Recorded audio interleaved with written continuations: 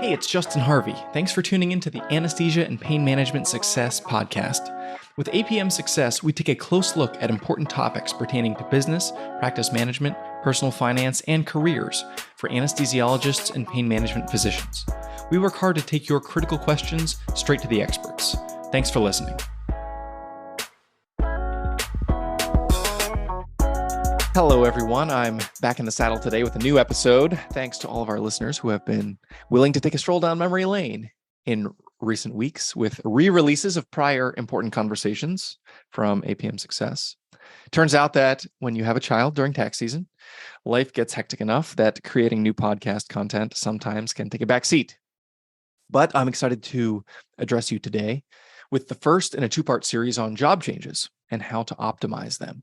Today, I'm going to talk about signing bonuses and the role of a signing bonus in building a career proactively that's going to earn you as much money as you're reasonably entitled to.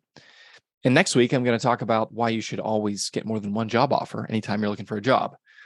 After that, I've got exciting guests lined up in the coming weeks, including Justin Knott, founder of Entropy Healthcare Marketing, who's going to talk about strategies he has used to help physicians grow their practices, and also Dr. Tim Deer, a leader in the field of pain management who's been on the show a couple times. He's going to be talking about the history of ASPEN, the American Society of Pain and Neuroscience, the organization he founded 5 years ago with Dr. Dawood Sayed. And they have their 5th annual meeting coming up this July, which is an exciting milestone. Lots of great stuff in the coming days. But today, let's dig into this conversation about signing bonuses. This is, the easiest money you're ever going to make in life is negotiating a signing bonus when the offer for one doesn't already exist. Signing bonuses right now are very common in today's job market. According to a 2022 report from Merritt Hawkins, which is one of these healthcare consultants, kind of like MGMA or similar, they shared that 90% of the job searches that they had conducted over the past year included a signing bonus, and the average came in at about $31,000. So if you're a new job recruit, you look to the right and to the left, the average of you and those two in terms of a signing bonus is 31 grand. So one of the biggest differentiators I've seen between physicians that build wealth and those that don't is that wealth builders consistently push to increase their income in the way that their contract is structured. They don't take a passive stance. They're not content with the status quo. They're actively looking for ways to improve their position. The more money you make, the easier it is to save some of that money. And pushing for a signing bonus at each contract renewal, either with your current employer and a renewal of that contract, or with a new employer in a new role, this is the most obvious and easy way, frankly, to do this, to take this proactive stance.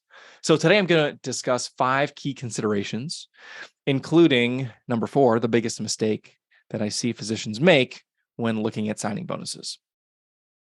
So first, signing bonus. How do I get one? What is the best way to get a signing bonus as part of an offer?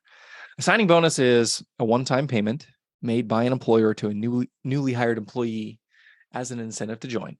In the case of physicians, signing bonuses are really necessary in this market to attract and retain talented help. It's my observation personally, after, one of the things that I do is help my clients negotiate, identify opportunities, and optimize those opportunities before they sign on the dotted line. And it's my observation that jobs not offering a signing bonus are often not dialed in to the market rates for compensation, meaning of the 91% of job offers or 90% of job offers that have a signing bonus, the other 10%, those people probably aren't paying attention. They don't understand that this is what it takes in this market to secure the kind of talent that you're looking for, the kind of people that you want to have in your organization. They're not paying attention in many cases. And that can have implications for the other parts of the offer. But so just something to keep in mind. I always tell my clients, always, to ask for a signing bonus. It's helpful to know yourself and to understand what is the best way to position your services in order to get the best chance of getting a signing bonus. A couple things that really help. Number 1 is know what you're worth by doing research in your market. So getting multiple job offers, like we're going to talk about next week, and also looking at the benchmarking data, MGMA, stuff that's available on Student Doctor, Medscape, other like crowdsource, literally anywhere that you can get data that can help you use objective criteria to sort of present with your ask. So that's number one, do your research. Number two, have a plan B and communicate like you understand the big picture. Whenever you have, different options, you're in the power seat in terms of this discussion, and it can really help you when you're asking for a signing bonus. The second point in terms of securing a signing bonus, why it's important to negotiate. When you're negotiating your employment contract, remember that the terms are not set in stone. This is true for the biggest institution all the way down to the smallest. And I've seen stuff in the last few months that, up to this point in the last 5 or 6 years of looking especially at pain and anesthesia contracts, it has never existed before. The demand is so high. The opportunity cost of, these institutions not hiring this doctor, if they don't hire you to do 1.0 FTE, they're continuing to bleed out through hiring very expensive locums. And so they're willing to play ball to an extent that has not been the case in recent memory. If you're aware of this, you can use this to your advantage.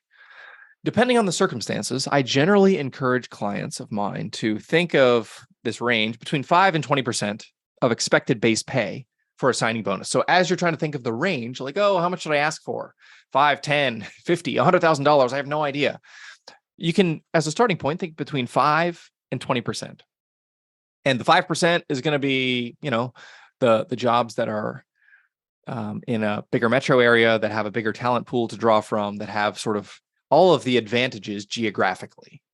So, if you're expect to make $400,000 in year one, maybe you try to get a $20,000 signing bonus. And I would commence asking between 20 and 30 and hope to land at 20. If you're moving to a place that has difficulty recruiting and you're expecting to make, 400 to 500, I'm going to start the ask at $80,000 to $100,000 of signing bonus and go from there. This is particularly true if a job has been listed for a while and they're having trouble recruiting or retaining. Obviously, you want to understand why that is if they've been having trouble retaining, but this type of opportunity enables you to ask for a lot more in terms of signing bonus. So you can use this as a rule of thumb. You should also consider asking questions during the interview, like, have you been offering signing bonuses lately in order to attract candidates for this role? In addition to just giving you the information, which is helpful to have, either yes or no, we have or haven't.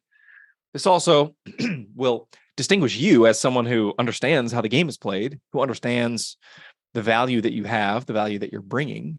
And it's a really intelligent question to ask. So certainly worth asking in the interview process if signing bonuses have been offered.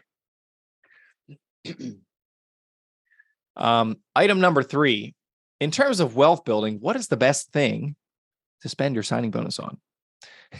This is a little bit of a flashpoint, and obviously you can do whatever you want to with your money. I want to share the paradigm that I have for one-time influxes of cash.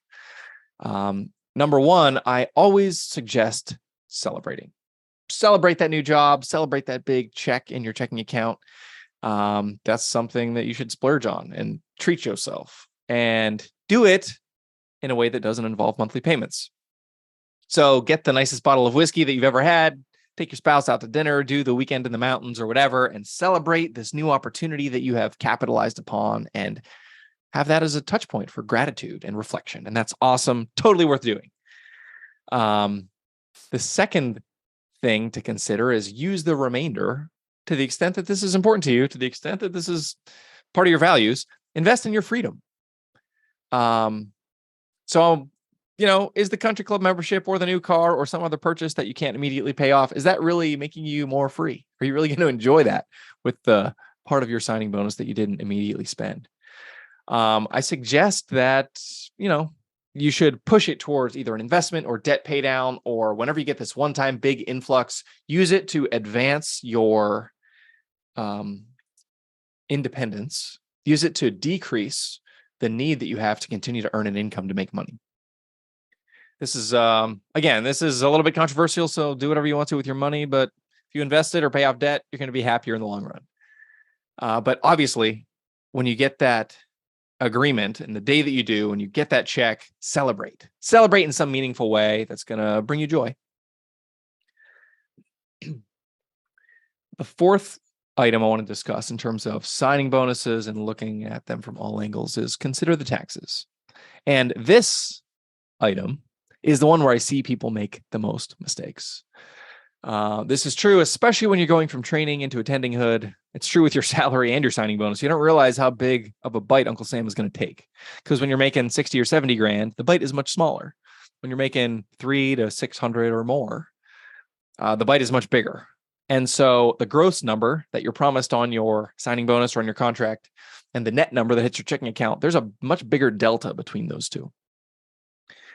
And so this is also true with relocation bonuses. So consider that as well. But often in the context of a signing bonus, with regards to taxes, there is some period of time where you're agreeing to stay. It could be 12, 24 months or longer. And if you don't stay for the full duration, you have to give back the bonus. It's very important to have a lawyer parse this language for you to ensure that it is equitable. And as it relates to your signing bonus, I always encourage clients of mine to structure their deal so that the bonus vests as you work. Meaning, if you stay for 1 year, but you would agree to stay for 2, if we use an example, you get a $50,000 signing bonus, 2-year contract. For me, if I'm there for 12 months, I want 25 of that to vest to me. I don't want to, if I leave after 13 months, have to give back the whole 50. And you've got to negotiate that up front and put it in the contract. This can be a really expensive mistake if you need to pay back the full thing. And it's because of the taxation. And here's what people don't understand. Because you receive only a fraction of this promised amount in the example that I'm giving, if you get 50,000 on day one, when that hits your checking account, it's only 31,000. So 19 went to Uncle Sam. And if you leave after 13 months, you pay back the 31 that's in your checking account, which, by the way, you've probably already spent at this point. Plus, you need to pay back the 19 that went to Uncle Sam. So you've paid a ton of taxes on money that you don't even get to keep. And this is why negotiating this up front is very, very important. In my example, if you negotiate for the vesting and you leave after 13 months, you get 29,000 in your checking account. In month 13, you say, I'm out of here, and you give back the 25 that has not yet vested. Now, if you got 29 in your checking account at the beginning and you're giving back 25, at least you're not in the red, which would be really, really annoying if you had to pay money just to get out of a job that you worked for a year and some change, especially if you're leaving because of reasons that are, it's a toxic place to be, or you feel like there was misrepresentation, etc. So negotiating this up front, understanding the taxation of a signing bonus, and make sure that it vests along the way. Very, very, very important.